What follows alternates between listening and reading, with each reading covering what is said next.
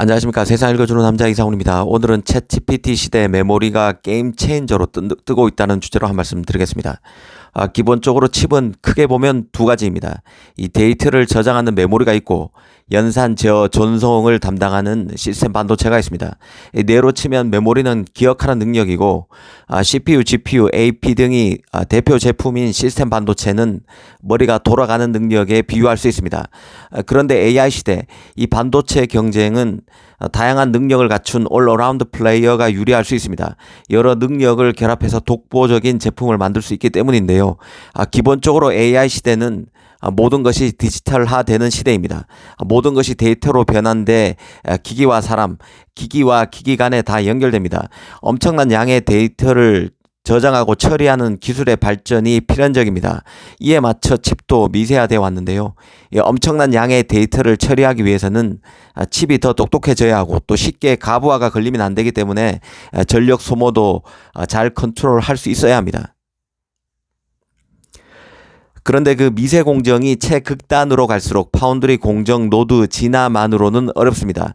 이것만으로는 제조 노드 업그레이드 하나만으로는 칩의 성능 업그레이드가 담보되지 않는다는 뜻입니다. 그래서 중요한 게 바로 기존 칩의 재구성입니다. 요즘 그 반도체 소식을 유심히 보는 분들은 아마 느끼셨을 것으로 생각합니다. 바로 기존 인텔, AMD, 엔비디아 등 시스템 반도체 업체들이 메모리 업체와 R&D를 공동으로 진행하고 있거나 메모리 시제품을 자신의 프로세스에서 테스트하고 있다는 소식도 굉장히 많아졌습니다. 최근 삼성 경영진 경계현 사장이죠. 이 삼성 경영진이 한 그 강연장에서 이런 얘기를 하기도 했습니다. AI 서버에서 메모리 반도체가 더 중요해지고 있다는 것입니다.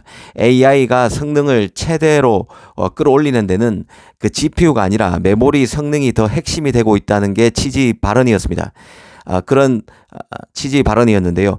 결국 AI 시대라는 것은 데이터를 저장하고 처리하는 기술의 진보를 의미하는 것입니다. 이제는 그 프로세서 따로 메모리 따로 이런 시대가 아닙니다. 너무도 많은 데이터를 처리하는 것은 가부하가 걸리는 일이기 때문에 이런 것 없이 효율적으로 데이터를 처리하려면 메모리가 일정 부분 프로세서 역할을 맡아줘야 하는 시대로 진입하고 있습니다. 그래서 메모리와 시스템 반도체의 융복합이 대세가 되고 있고 이 전통적인 메모리 반도체의 기능을 뛰어넘어 보다 능동적인 소자로 거듭나지 못하는 메모리는 이류 메모리로 전락하고 있습니다. AI 시대에는 이 바로 시스템 반도체와 메모리의 융복합 제품이 대세가 된다는 뜻입니다.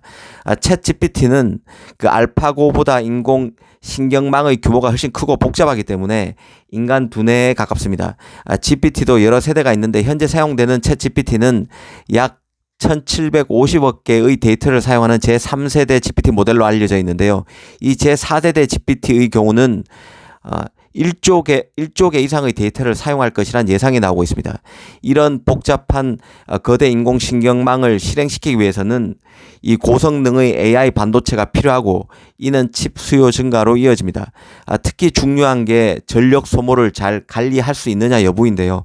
이 복잡한 거대 인공신경망을 고속으로 처리하기 위해서는 전력 소모가 클 수밖에 없습니다. 그런데 그 AI를 위한 소비 전력 가운데 가장 전력 소모가 큰 분야가 바로 프로세서와 메모리 사이에 데이터를 주고받는 과정에서 발생한다고 합니다. 이 전체 전력 소모, AI 과정에서 전력 소모의 절반가량이 이 메모리와 프로세서 간 데이터를 주고받는 과정에서 발생합니다. 절반가량이 이쪽에서 발생한다는 얘기죠. 그래서 데이터 전송을 줄여서 전력을 덜 쓰기 위한 연구가 지금 활발히 진행 중에 있고 이 때문에 앞서 말씀드린 프로세서 기능을 갖춘 메모리가 각광받을 수밖에 없는 것입니다. 그 기본적으로 프로세서는 메모리로부터 명령어를 불러와서 실행하고 그 결과를 다시 기억장치에 저장하는 작업, 메모리에 저장하는 작업을 순차적으로 진행합니다. 그런데 프로세서와 메모리 간 주고받는 데이터가 많아지면 이 작업 처리가 지연되는 현상이 생깁니다. 이게 바로 잘 알고 있듯이 폰노이만 병목이라고 부릅니다. CPU는 빠른데 메모리는 그 속도를 못 쫓아와서 생기는 현상이죠. 그래서 D램보다 더 빠른 메모리, 가령 캐시 메모리, SRAM 같은 것을 프로세서 옆에 붙이는 것입니다. 바로 속도 차이를 개선하기 위한 것이죠. 이 같은 맥락의 연장선에서 속도를 개선하기 위한 솔루션으로 HBM PIM이 나온 것입니다. 이 PIM은 Processing in Memory의 약자입니다. 메모리 안에 프로세싱이 들어가 있다는 얘기죠. 바로 프로세서 기능을 결합한 D램을 말합니다. 메인 프로세서가 빨리 작업을 처리할 수 있도록 일종의 서포팅할 수 있는 메모리로 이해하시면 됩니다. 이런 HBM PIM 같은 제품은 인 프로세서가 빨리 작업을 처리할 수 있도록 일종의 서포팅할 수 있는 메모리입니다. 삼성이 PIM을 적용해 만든 컴퓨팅 시스템은 PIM을 사용하지 않았을 때보다 성능 즉 퍼포먼스는 2.5배 개선됐고 전력 소비는 2.67배 감소한 것으로 확인됐다고 밝힌 적이 있습니다. 앞으로 이런 메모리가 상용화되면 시스템 반도체 업체들의 삼성 의존도는 더 커질 수밖에 없습니다. 이런 협력 구도는 삼성 파운드리 쪽으로 확장될 모티브가 될 수도 있다는 생각입니다. 이런 그 핀만 있는 게 아닙니다. 프로세싱 인 메모리 반도체가 조금 변형된 프로세싱 니어 메모리 반도체도 있습니다. 이는 메모리와 매우 가까운 위치에서 동작하는 프로세서를 만들어서 데이터 이동에 필요한 그 전력 소모를 줄이는 게 특징입니다. PIM이나 프로세싱 니어 메모리나 전력 소모를 줄이는 이런 접근 방법의 핵심 아이디어는 이 데이터를 저장하는 메모리를 중심으로 AI 계산을 하는 것입니다. 이런 접근 방법을 메모리 중심 컴퓨팅이라고 하는데요. 기존 컴퓨터는 CPU 즉 프로세서 위주였지만 AI와 같은 그 데이터를 필요로 하는 시대가 되면 점차 메모리 중심 컴퓨팅이 중요해질 수밖에 없습니다. 삼성의 미래가 있다고 말하는 이유입니다. 이 경계현 사장이 최근 강연장에서 그 엔비디아의 GPU보다 삼성의 메모리가 그 AI 성능을 결정하는 데 더 핵심이 되고 있다는 발언을 했는데요. 바로 이런 취지에서 나온 발언입니다.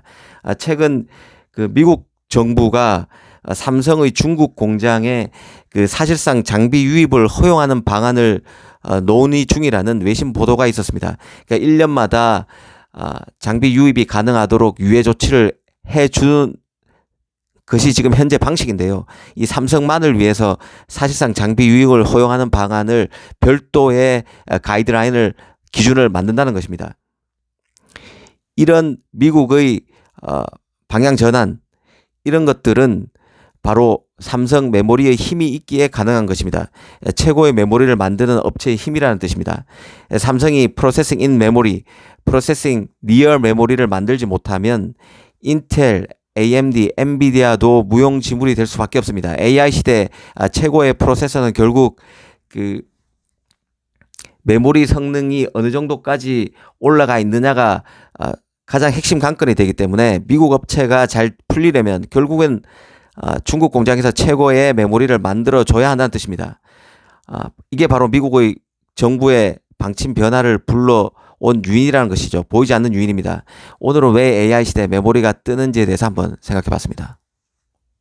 감사합니다.